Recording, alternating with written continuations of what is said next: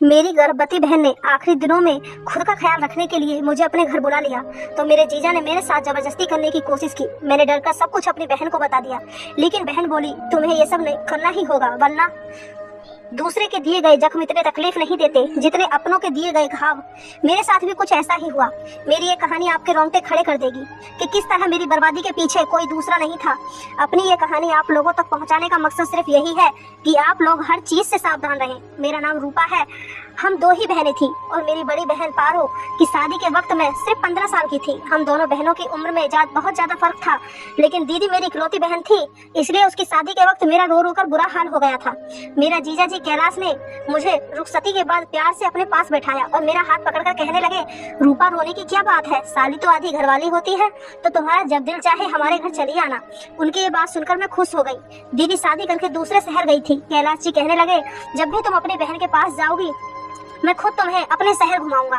दीदी तो विदा होकर चली गई, लेकिन मेरे दिल में ये अरमान जाग उठा था कि मैं कब अपनी बहन के घर जाऊंगी और खूब मजे करूंगी। दीदी की शादी को 1 साल गुजर गया, लेकिन मैं उनके शहर नहीं जा सकी। पूरे 1 साल बाद दीदी ने हमारे घर का चक्कर लगाया था और कैलाश जीजा जी भी उनके साथ ही आए थे। वे बहुत ही अच्छे और मोहब्बत करने वाले थे।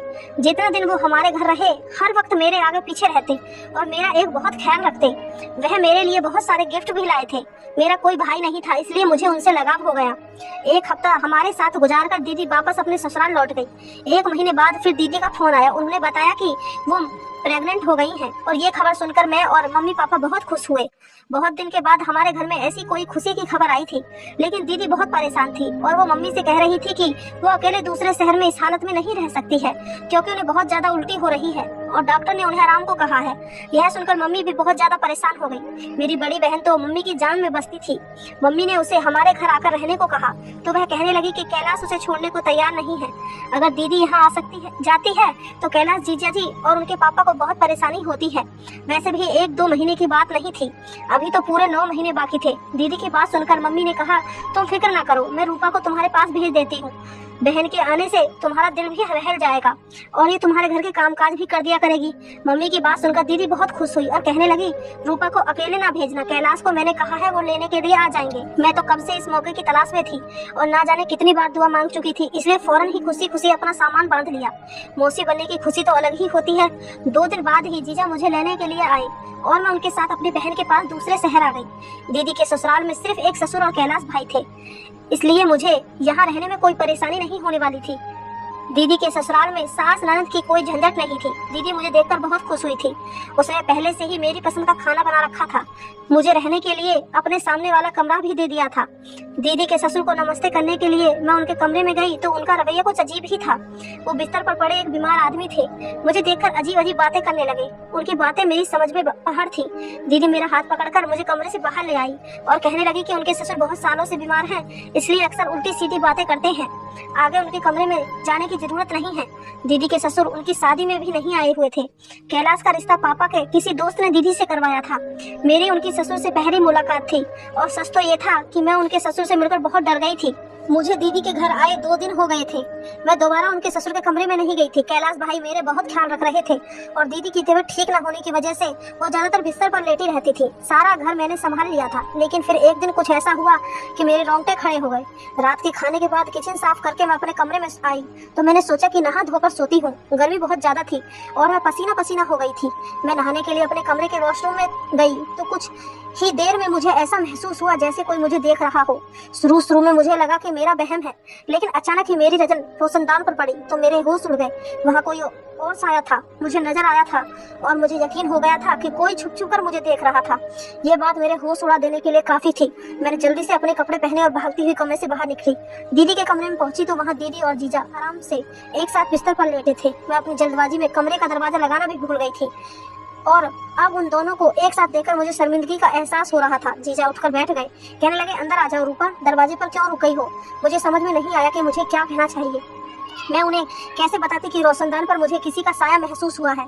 मैंने यूं ही बात बना दी, कि मैं दीदी से दूध का पूछने के लिए आई थी। दीदी कहने लगी तुम जाकर आराम करो, जब बाकी जो भी काम होंगे मैं कैलाश से कह दूंगी। मैं अपने कमरे में वापस आने लगी तो मेरी नजर दीदी के ससुर पर पड़ी, जो बाहर लॉन में से वापस लौटकर अपने कमरे में जा रहे थे।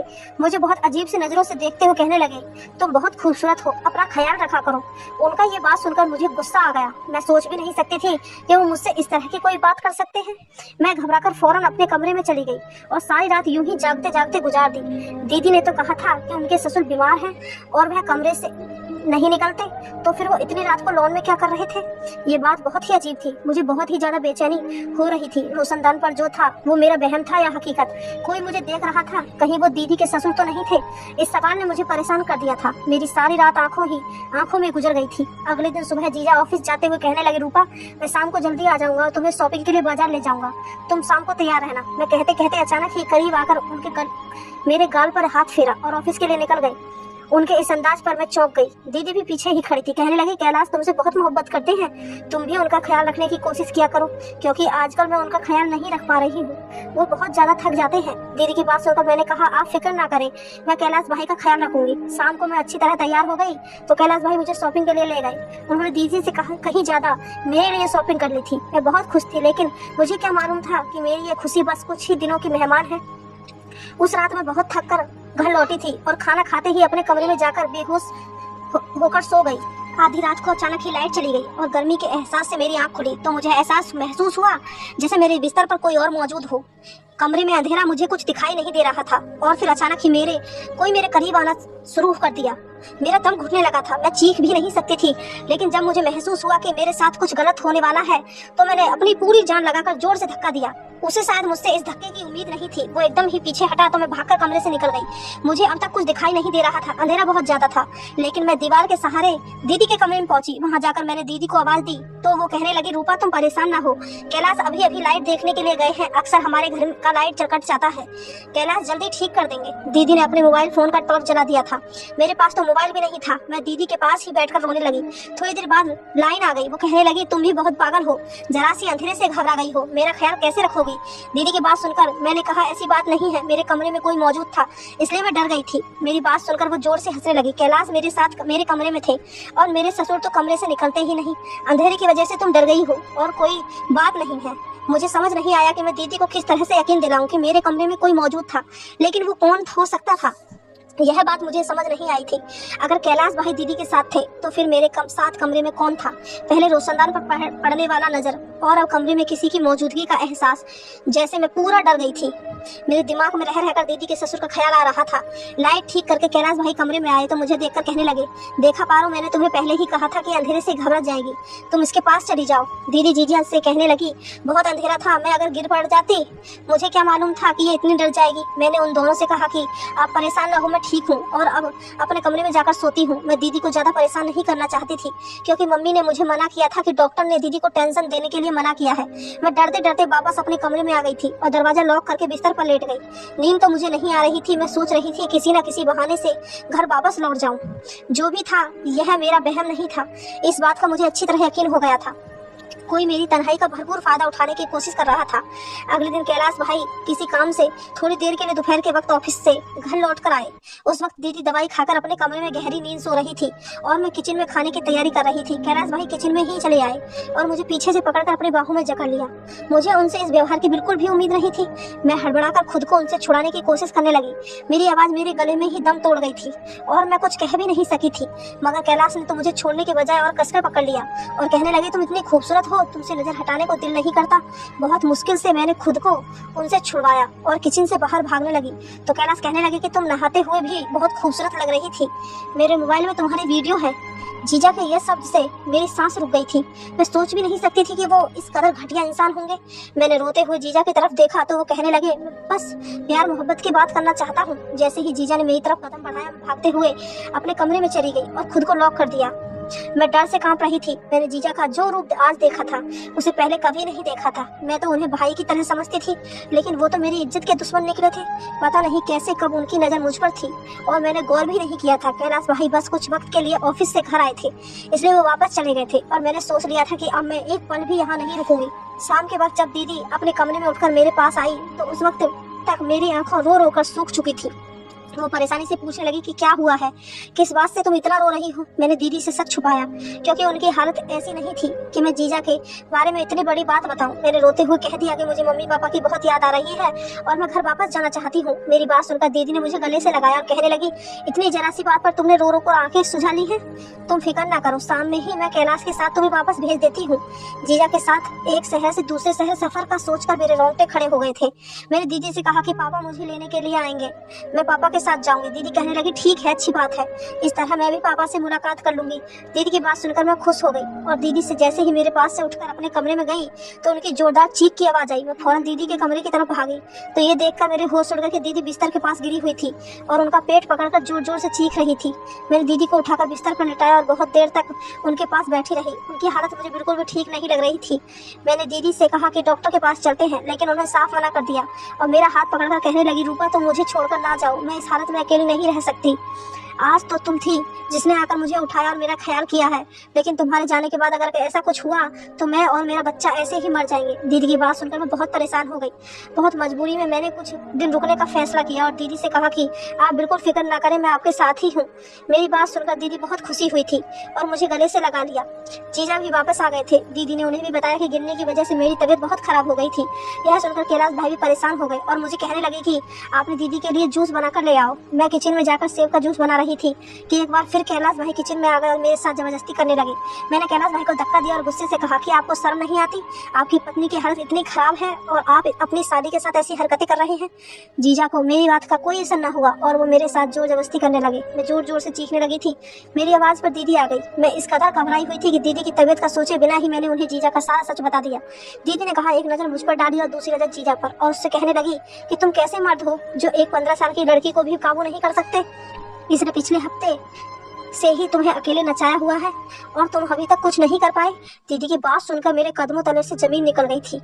मैंने हैरानी से दीदी से पूछा कि ये क्या आप क्या कह रही हैं?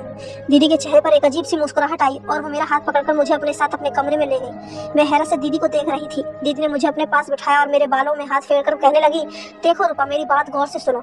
मैं कैलाश का सारा सच जानती हूँ, लेकिन जो कुछ कैलाश तुमसे चाहते हैं वो तुम्हें करना ही होगा। मैं गुस्से से उठ खड़ी हुई और मैंने दीदी से कहा कि आप कैसी बहती कर रही हैं? क्या आप जानती हैं कि आपका पति मेरे साथ क्या करना चाहता है? वह मुझे इस्तेमाल करना चाहता है, मेरे साथ गलत करना चाहता है। आप कैसे एक ऐसे इंसान के साथ जिंदगी गुजार सकती हो जो कि आपके प्रेग्नेंट होने के बाद भी आपकी बहन पर नजर जमाए बैठा है? वो आपको और आपके बच्चे को सारी जिंदगी क्या देगा? मेरी बात सुनकर दीदी कहने लगी, तुम्हें कैलाश के साथ वो सब कुछ करना ही होगा जो वो तुमसे चाहता है, वरना तो कभी बाप नहीं बन सकेगा। दीदी की बात सुनकर मैंने कहा, आप कैसी बातें कर रही हैं? आप पेट से हैं और जीजा बाप बनने वाले हैं। मेरी बात सुनकर दीदी जोर से हंसी और कहने लगी, ना ही मैं गर्भवती हूँ और ना ही कभी माँ बन सकती हूँ। मुझे कुछ ऐसी बीमारी है जिसकी वजह से मैं कभी माँ नहीं बन सकती, इसलिए मैंने तुम्हें यहाँ बुलाया था ताकि तुम यहाँ आकर मुझे और कैलाश को एक बच्चा दे सको। कैलाश किसी और का बच्चा गोद नहीं लेना चाहते थे, उन्हें अपना बच्चा चाहिए था और इसके लिए मेरे पास इससे ज्यादा आसान रास्ता नहीं था। मैं किसी औरत को अपना सौतन बनाकर नहीं लाना चाहती थी, इसलिए मैंने फैसला किया कि मैं इस काम के लिए तुम्हें कुर्बान कर दूंगी। वैसे भी तुम मेरी सगी बहन नहीं हो। मैं कैलाश से बहुत मोहब्बत करती हूँ और उसे किसी कीमत पर छोड़ना नहीं चाहती, इसलिए मैं चाहती हूँ कि तुम गर्भवती हो जाओ और मेरी और कैलाश की जिंदगी में बच्चे की इस कमी को पूरा कर दो। मैं तो अब तक जीजा को अपना दुश्मन समझ रही थी, लेकिन मेरी बहन भी इस गंदे खेल में बराबर की हिस्सेदार थी। अपना घर बचाने की खातिर मेरी बहन ने मेरी जिंदगी को दांव पर लगा दिया था। मैंने अपनी बहन के आगे हाथ जोड़ दिए और उससे कहा कि मुझे घर वापस भेज दे, लेकिन मेरी बहन ने मेरी एक ना सुनी और रात के अंधेरे में मुझे अपने पति के बिस्तर पर भेज दिया। मेरे पास बचने की कोई गुंजाइश नहीं थी, क्योंकि मेरी बहन ने मुझे धमकी दी थी, अगर मैंने उसकी बात ना मानी तो कैलाश मेरे साथ जबरदस्ती करेंगे। उसका इल्जाम भी मेरे किसी झूठे आशिक के नाम पर डाल देंगे और मैं सारी जिंदगी अपने मम्मी पापा को अपने किरदार की सफाई नहीं दे सकूंगी। मैंने सोचा भी नहीं था कि कभी मेरी बहन मेरे साथ ऐसा व्यवहार करेगी। मैं जानती थी कि मेरी बहन मेरी सगी बहन नहीं है, लेकिन कभी ये फर्क हम दोनों के बीच आएगा ये मेरे गुमान में भी नहीं था। मेरी बहन ने मुझे खींचते हुए कमरे से धकेलने की कोशिश की तो मैं खुद को छुड़ाने के लिए शोर शराबा करने लगी। मेरी बहन के ससुर कमरे से निकल आए। उन्होंने फौरन ही बीच में आकर मुझे अपनी बहन से छुड़वाया और मेरी बहन और अपने बेटे को धमकी दी कि अगर उन दोनों ने मेरे साथ कोई जबरदस्ती करने की कोशिश की तो वो पुलिस को फोन कर देंगे। जीजा गुस्से में अपने पापा के साथ बदतमीजी करने लगे, लेकिन उनके पापा किसी भी हाल में मुझे अकेला छोड़कर पीछे न हटे और मेरी खातिर अपने बेटे से झगड़ा करके मुझे अपने कमरे में ले गए।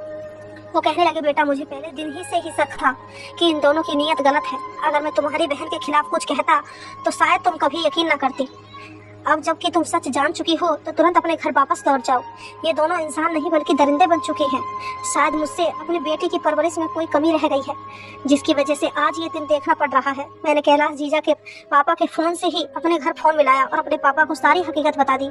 अगली सुबह मेरे पापा मुझे लेने के लिए आ गए। उन्होंने मेरे बात पर दीदी से हमेशा के लिए सारे रिश्ते खत्म कर दिए। पापा को इस बात पर बहुत अफसोस आ रहा था कि शायद उनकी परवरिश में ही कोई कमी रह गई थी, और मैं सोच रही थी कि मेरी कौन सी अच्छाई मेरे काम आ गई जो कैलाश के पापा मेरी आवाज़ सुनकर मुझे बचाने आ गए। इस बात को कोई साल गुजर गए हैं, हमारी दीदी के साथ हमारा कोई रिश्ता ना रहा, लेकिन एक बात मुझे अच्छी तरह समझ आ गई कि मेरी माँ ने मुझे दीदी के घर रहने के लिए भेजकर बहुत बड़ी गलती की थी, और मैंने एक गैर मर्द को अपना भाई समझकर बहुत बड़ी भूल की थी। मेरी बहन ने जो कुछ मेरे साथ किया वो बर्दाश्त से बाहर था, लेकिन आज की दुनिया में यही सब कुछ हो रहा है, इसलिए हर कोई अपनी इज्जत को बचा कर रखे। आपको इस कहानी से क्या सीख मिली हमें कमेंट करके जरूर बताएं, और कहानी अच्छी लगी हो तो चैनल को सब्सक्राइब, वीडियो को एक लाइक जरूर कर दें। धन्यवाद दोस्तों।